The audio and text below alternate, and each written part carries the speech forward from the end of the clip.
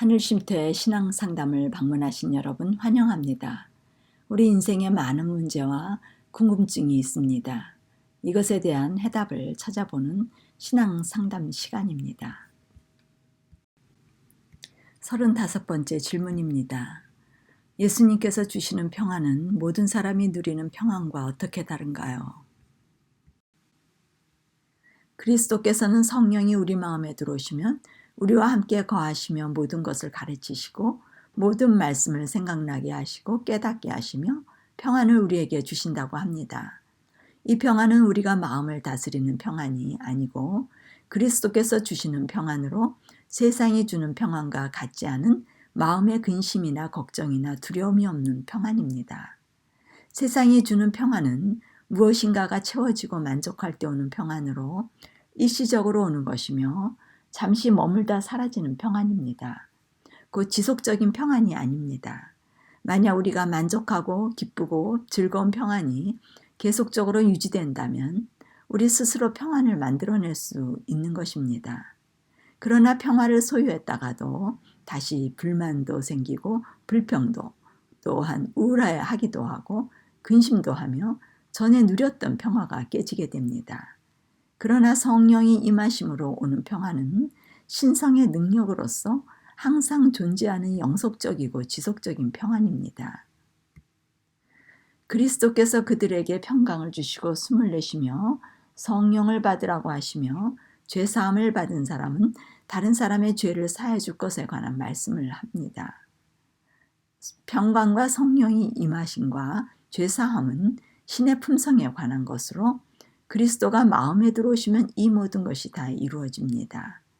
그리스도가 마음에 들어오셨다는 것은 성령을 받은 증거로 죄사함의 은혜를 입음으로써 영속적인 평강과 원수 사랑하는 신의 품성이 이루어지므로 모든 말씀이 자신 안에 이루어지는 것과 입으로부터 자신 안에 이루어진 창조의 능력에 대한 말씀이 나오게 되는 것입니다.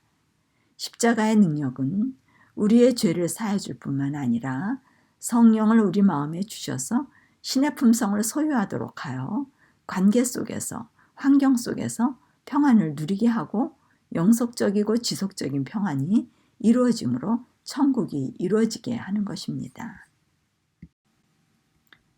죄사함이란 자신의 수고하고 무거운 짐을 모두 그리스도께 맡긴 결과 그리스도로부터 받는 쉼과 안식을 의미합니다.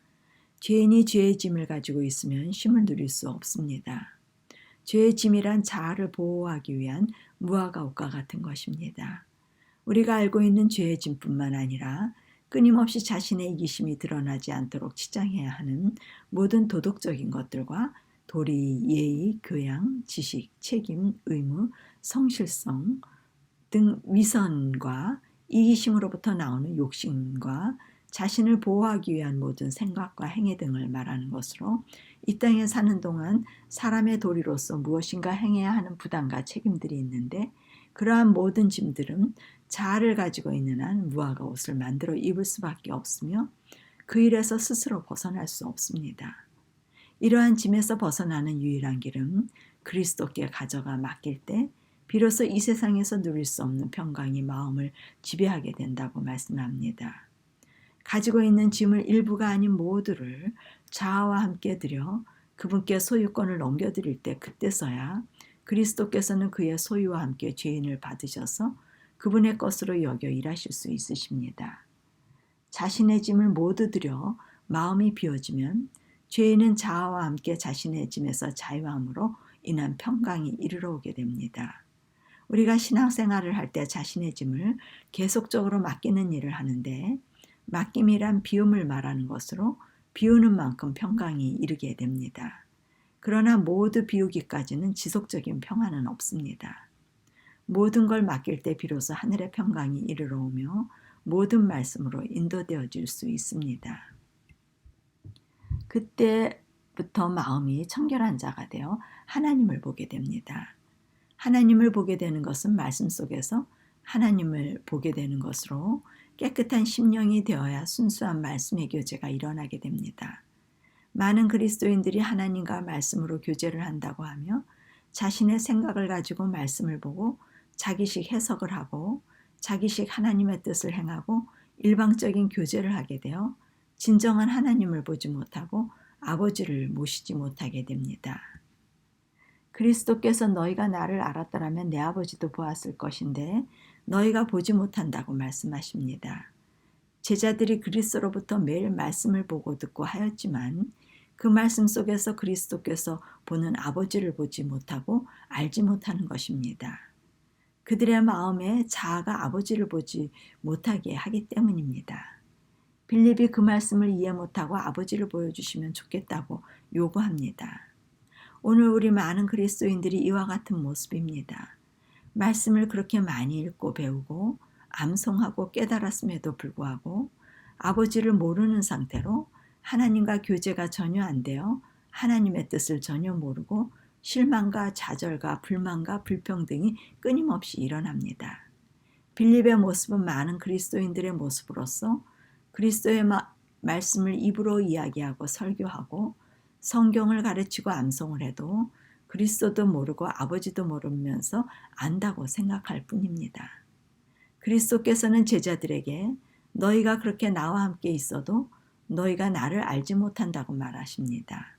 그 이유는 그들이 말씀을 배우고 듣고 하여도 그리스도 안에 거하지 않았기 때문이라고 하시면서 성령을 보내실 것을 약속하시고 그들에게 성령이 임할 때서야 비로소 말씀을 깨닫고 능력이 나타나는 모습을 사도행 행전에서 보게 됩니다.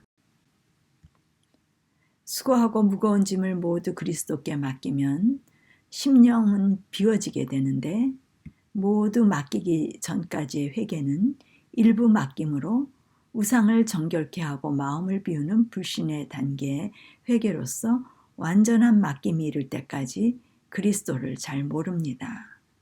그리고 투쟁의 연속이 됩니다. 그러나 다 맡긴 후에는 완전한 쉼이 이르러 옵니다.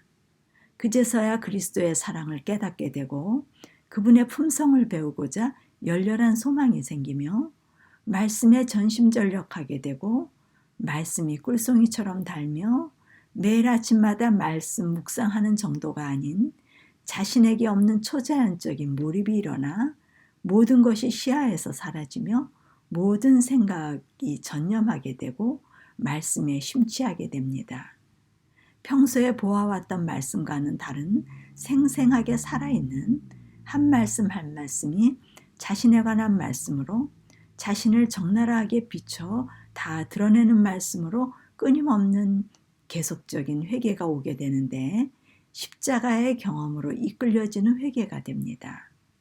전부 맡기는 과정은 후회할 것 없는 회개의 단계로서 그제야 자신의 죄를 위해 돌아가신 그리스도의 죽음의 의미를 알게 되고 자신의 존재에 대하여 희망이 없음을 적나라하게 깨닫게 되어 죽음의 생애를 자연스럽게 받아들이게 됩니다. 이때는 투쟁이 아닌 기꺼이 죽은 자임을 마음으로 고백하며 정결케 되어 자아 부인으로 죽음에 이른 죄인에게 성령이 임하심으로써 십자가의 경험을 하게 되고 그리스도와 연합이 일어나는 창조가 일어나면 마태복음 11장 28절에 나는 마음이 온유하고 겸손하니의 그리스도의 품성이 더 이상 죄인이 아닌 의인에게 나타나게 되는데 죽은 자로서 자연스럽게 살게 되는 것이 완전한 쉼이 됩니다. 완전한 쉼이란 창조되는 것으로 완전한 죽음으로써 그분의 품성을 소유하는 부활의 새 생애가 이루어지며 성화가 시작되는 것입니다.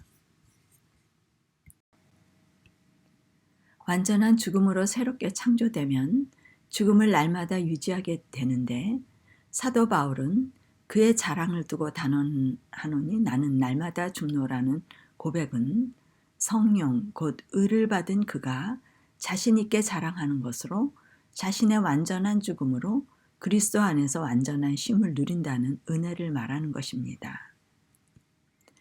많은 그리스도인들이 십자가에서 죽는 완전한 죽음이 무엇인지 모르고 완전한 쉼이 없이 여전히 자아가 살아있으면서 일부 누리는 평화로 성화되었다고 말하며 교회 생활을 잘하고 봉사를 잘하며 매 순간 자기를 부인하는 선택을 하게 되면 성화되는 것이라고 말합니다. 이것은 자신을 신뢰하는 것으로 자신이 어떤 존재인지 알지 못하는 말입니다. 자아는 선택을 올바로 한다고 죽어지는 것이 아닙니다. 매 순간 올바른 선택을 할 수도 없을 뿐만 아니라 잘못된 선택을 하고도 올바른 선택이라고 생각하며 모든 판단이 자기식 기준이 됩니다.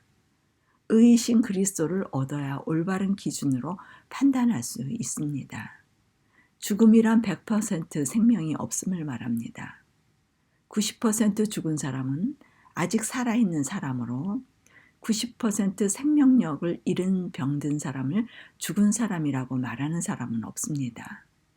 오늘 우리 진실한 신앙인들이 자아가 90% 죽으면 죽은 것이라고 말하지만 조금이라도 살아있는 한 자아는 때가 되면 본색을 드러내어 100%가 살아서 점령을 하게 됩니다. 그렇기 때문에 그리스도는 심령에 거하실 수 없으시며 그리스도가 없이는 자아는 결코 날마다 죽을 수 없고 성화가 될 수 없습니다. 십자가에서 그리스도와의 완전한 100%의 죽음만이 하나님께서는 죽은 사람으로 인정하셔서 받으실 수 있으시고 없는 상태가 되면 성령을 받아라 라는 말씀으로 없는 상태에서 있는 상태 유를 창조하시는데 성령을 주셔서 생명이신 그리스도를 선물로 받게 되어 의롭게 되는 것입니다. 자아가 살아있다는 것은 십자가에 자신을 못 박지 않았음을 의미합니다. 십자가란 완전한 쉼의 장소입니다. 죄인이 재창조함을 받게 되면 그리스도의 마음인 온유와 겸손이 창조되므로 배울 수 있게 됩니다. 서로 같은 품성이 되어야 배우고 알게 됩니다. 온유와 겸손은 죽은 자에게서만 나타나는 품성으로 선천적 후천적 품성의 온유와 겸손은 그리스도의 온유와 겸손과는 다른 것입니다. 그리스도의 온유와 겸손은 죽음과 부활의 경험으로 창조주의 능력에 의해서만 가능한 것입니다. 그리스도의 온유와 겸손은 세상을 창조하신 아버지에 대하여 말씀하시는 것인데 아버지께서 심령을 창조하기 위하여 주시는 은혜의 선물인 성령에 관한 이야기를 하시는 것입니다. 그러나 제자들은 성령에 대하여 알지 못하여 그리스도의 말씀에 동문서답하게 되었으나 오순절 성령을 받은 이후 그들도 같은 하늘의 능력인 성령에 관하여 말할 수 있게 되었습니다.